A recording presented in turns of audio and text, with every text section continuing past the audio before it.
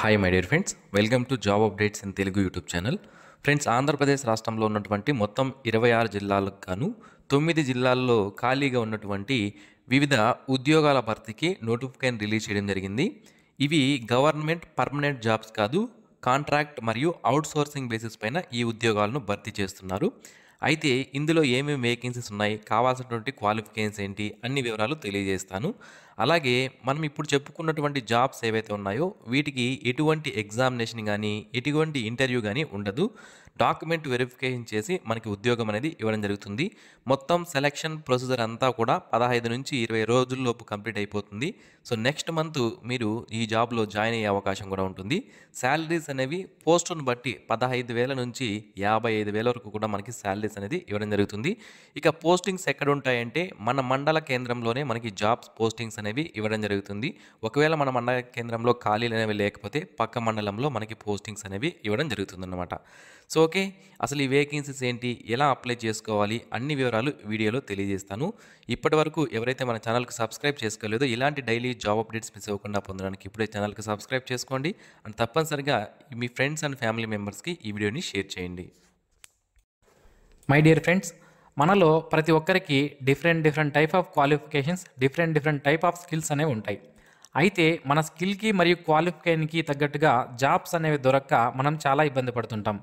అయితే mister Vijay .in అనే website వాళ్ళు ఏం చేస్తున్నారంటే, ఇక్కడ వీరి వెబ్సైట్లో ఆల్రెడీ కంపెనీస్ ఏవైతే ఉంటాయో వాళ్ళు, కాంట్రాక్టర్లు, అలాగే బిజినెస్ మ్యాన్లు, షాప్ ఓనర్స్, ఇలా ప్రతి ఒక్కరూ కూడా ఇందులో ఎంప్లాయర్గా వారి యొక్క లాగిన్ అనేది క్రియేట్ చేసుకొని జాబ్స్ అనేవి ఇస్తుంటారు.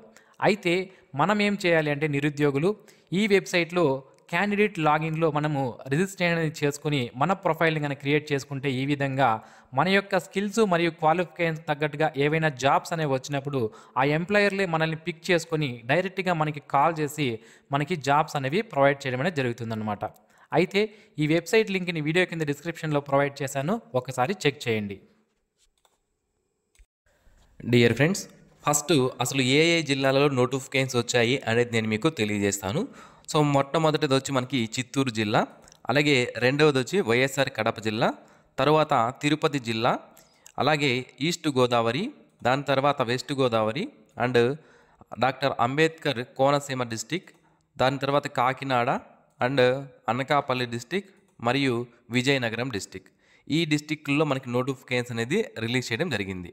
అసలు ఈ డిస్టిక్స్లో ఎక్కడి నుంచి నోటిఫికేషన్స్ వచ్చాయంటే మనకు చూసుకోవచ్చు, ప్రతి జిల్లాలో కూడా ఒక జిల్లా కేంద్రంలో health, medical and family welfare డిపార్ట్మెంట్కి సంబంధించినటువంటి ఆఫీస్ ఉంటుంది. దీన్ని డిఎంహెచ్ఓ అనే ఆఫీస్ కూడా అంటారు, district medical and health office అంటాము.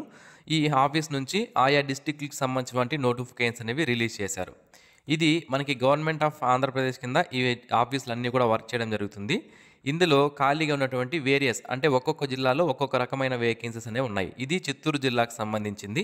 ఇక్కడ lab technician grade 2, female nursing orderly, sanitary attender cum watchmen అనే వేకెన్సీస్ ఉన్నాయి. సో నెక్స్ట్ మనకి ఇది నెక్స్ట్ నోటిఫికేషన్ వచ్చి వైఎస్ఆర్ డిస్టిక్ సంబంధించింది. ఇక్కడ వేరే వేకెన్సీస్ అనేవి ఉంటాయన్నమాట. ఇక్కడ ఫిజిషియన్ అని, lab technician grade 2, female nursing orderly, sanitary worker మరియు watchmen, pharmacist, TB health visitor అనే వేకెన్సీస్ అనేవి ఇక్కడ ఉన్నాయి.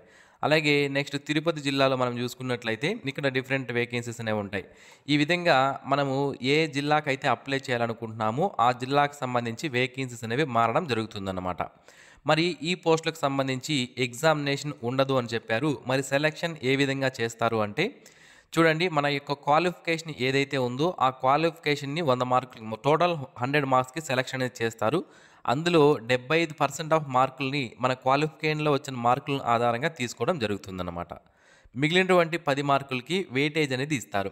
అంటే మన క్వాలిఫికేషన్ వచ్చినప్పటి నుంచి మనకి ఎన్ని సంవత్సరాలు అయ్యాయి, for example 10th class qualification ఒక పోస్ట్కి ఉంది అనుకున్నాము.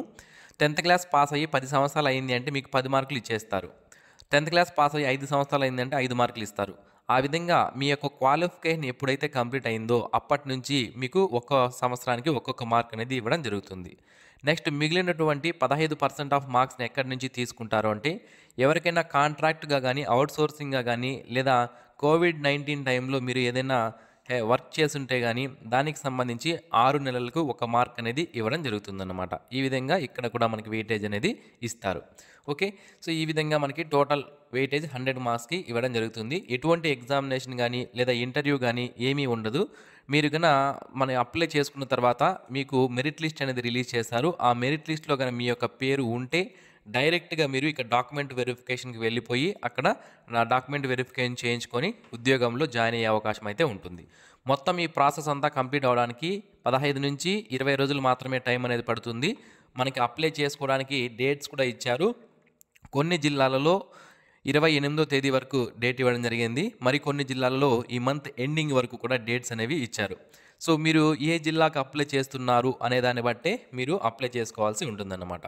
ఇక్కడ ఇప్పటికే కొంతమందికి ఉన్నటువంటి డౌట్ ఏంటి అంటే, నేను వేరే జిల్లాకు సంబంధించినటువంటి వ్యక్తిని అండ్ వేరే జిల్లాకి అప్లై చేసుకోవచ్చా? ఫర్ ఎగ్జాంపుల్ నేను చిత్తూరు జిల్లాకు సంబంధించిన వ్యక్తిని నేను కడప జిల్లాలో అప్లై చేసుకోవచ్చా అంటే, అలా అప్లై చేసుకోవడానికి అవకాశం లేదు. ఓన్ డిస్ట్రిక్ట్‌లో మాత్రమే మనం అప్లై చేసుకోవాల్సి ఉంటుందన్నమాట. ఓకే.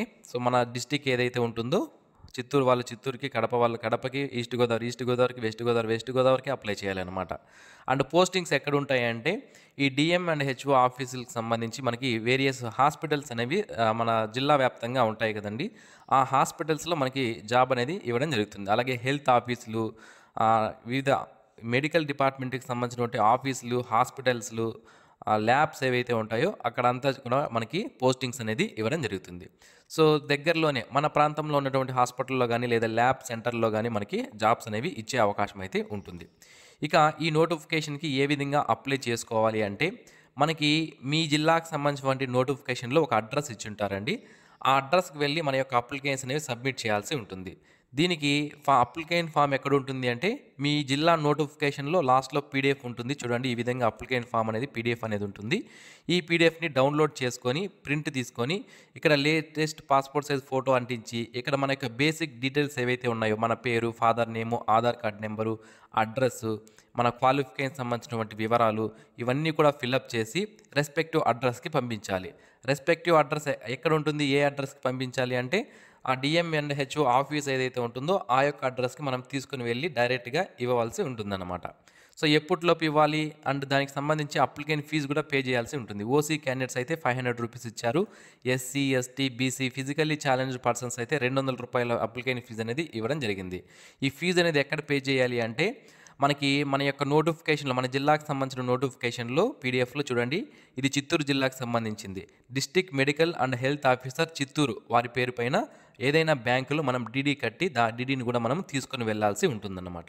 ఇక ఏజ్ విషయానికొస్తే అప్ టు 42 సంవత్సరాల వరకు ఉన్నటువంటి అభ్యర్థులు ఈ జాబ్స్ అన్నిటికీ కూడా అప్లై చేసుకునే అవకాశం అయితే ఉంటుంది. And SC, ST, BC economically weaker section వాళ్ళైతే 47 సంవత్సరాల వరకు ఉన్న వాళ్ళు కూడా అప్లై చేసుకోవచ్చు. ఎక్స్ సర్వీస్ మెన్ వాళ్ళకి 3 ఇయర్స్ ఏజ్ రిలాక్సేషన్ అనేది యాజ్ పర్ గవర్నమెంట్ రూల్స్ ప్రకారం వర్తించడం జరుగుతుంది. ఇక పోస్ట్ క్వాలిఫికేషన్స్ విషయానికొస్తే పోస్ట్ టైప్‌ని బట్టి మనకి క్వాలిఫికేషన్స్ అనేవి ఉన్నాయి. శానిటరీ అటెండర్ కమ్ వాచ్‌మెన్ పోస్ట్‌కి అయితే 10th క్లాస్ పాస్ అయినటువంటి అభ్యర్థులు అప్లై చేసుకోవచ్చు. ఫీమేల్ నర్సింగ్ ఆర్డర్లీ అనే పోస్ట్‌కి 10th పాస్‌తో పాటుగా ఫస్ట్ ఎయిడ్ సర్టిఫికేట్ అనేది ఉండాలి. ల్యాబ్ టెక్నీషియన్ గ్రేడ్ 3కి సంబంధించి diploma in medical lab technology గానీ లేదా బీఎస్సీ, ఎంఎల్టీ గానీ లేదా బైపీసీ క్వాలిఫికేషన్ ఇంటర్మీడియట్లో ఉన్నవాళ్ళు, అలాగే ఈ వొకేషనల్ చేసిన వాళ్ళు కూడా అప్లై చేసుకునే అవకాశం ఉంటుంది అని మనకి ఇక్కడ క్లియర్‌గా ఇవ్వడం జరిగింది.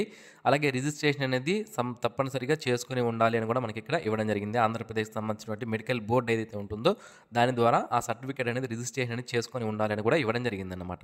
ఈ విధంగా మనకి ఇచ్చారు. చూడండి ఇది చిత్తూరు జిల్లాకు సంబంధించింది కాబట్టి చెప్తున్నాను. డేట్ ఆఫ్ ఇష్యూ నోటిఫికేషన్ వచ్చి 21వ తేదీ ఇచ్చారు. లాస్ట్ డేట్ వచ్చి 27వ తేదీలోపు అప్లై చేసుకోవాలి. మెరిట్ లిస్ట్ వచ్చి 4వ తేదీ పబ్లిష్ చేస్తారు. అండ్ గ్రీవియన్సెస్ ఏమన్నా ఉంటే, డౌట్స్ ఏమన్నా ఉంటే మనం 7వ తేదీలోపు వాటిని రెక్టిఫికేషన్ చేసుకోవాలి. మెరిట్ లిస్ట్ అనేది 9వ తేదీ ఇస్తారు. అండ్ అపాయింట్మెంట్ ఆర్డర్స్ అనేవి 10వ తేదీ ఇవ్వడం జరుగుతుంది. సో, మొత్తం ప్రాసెస్ అంతా 20 రోజుల్లో కంప్లీట్ అయిపోతుంది అనమాట. ఈ 20 రోజుల్లోపు మనకి కాల్ లెటర్ అనేది వచ్చేస్తుంది. మనం డైరెక్ట్గా జాబ్స్కి వెళ్ళిపోవచ్చు. ఈ విధంగా ప్రతి ఒక్క జిల్లాలో కూడా మనకి మొత్తం ఏ జిల్లాలకైతే ఇప్పుడు నోటిఫికేషన్ నేను చెప్పాను 9 జిల్లాలకి, వాటన్నిటిలో కూడా నోటిఫికేషన్ అనేది ఇవ్వడం జరిగింది. సో, ఇవన్నీ కూడా కాంట్రాక్ట్ అండ్ అవుట్సోర్సింగ్ జాబ్స్ అండి. పర్మనెంట్ జాబ్స్ కావు, అది మీరు గుర్తుపెట్టుకోవాలి. వీటికన్నిటికీ కూడా కన్సాలిడేటెడ్ రెమ్యునరేషన్ పర్ మంత్ ఇవ్వడం జరుగుతుంది. కాంట్రాక్ట్ జాబ్స్ అయినా కూడా ఎప్పుడో ఒక రోజు పర్మనెంట్ అవుతాయేమో కానీ బట్ అవుట్సోర్సింగ్ జాబ్ మాత్రం ఎప్పటికీ పర్మనెంట్ అయ్యే అవకాశాలు లేవు. అది చూసి ఒకసారి అప్లై చేసుకోండి. ఓకే, ఉన్నన్ని రోజులు మీరు ఈ శాలరీ తీసుకుంటూ వర్క్ చేయాల్సి ఉంటుందన్నమాట. 5 ఇయర్స్కి లేదా 6-7 ఇయర్స్కి ఒకసారి శాలరీస్ అయితే పెంచడం జరుగుతుంది. ఓకే, సో ఇది ఫ్రెండ్స్ ఈ నోటిఫికేషన్ సంబంధించి మొత్తం మీ యొక్క జిల్లాలో వేరే వేరే క్వాలిఫికేషన్స్ అనేవి ఉంటాయి, వేరే వేరే పోస్టులు అనేవి ఉంటాయి. వాటన్నిటిని చూసి మీకు ఎలిజిబిలిటీ ఉందా లేదా చూసుకొని అప్లికేషన్ అనేది చేసుకోండి. ఓకే, ఏ అడ్రస్కి అప్లికేషన్ పంపించాలి అంటే మీకు మీ యొక్క నోటిఫికేషన్ పీడిఎఫ్ ఏదైతే ఉందో మీ జిల్లాకి సంబంధించి ఆ జిల్లా నోటిఫికేషన్లోనే ఇచ్చింటారన్నమాట. ఏ యొక్క అడ్రస్కి అప్లికేషన్ అనేవి సబ్మిట్ చేయాలని అక్కడికి వెళ్ళి డైరెక్ట్గా సబ్మిట్ చేసేయండి.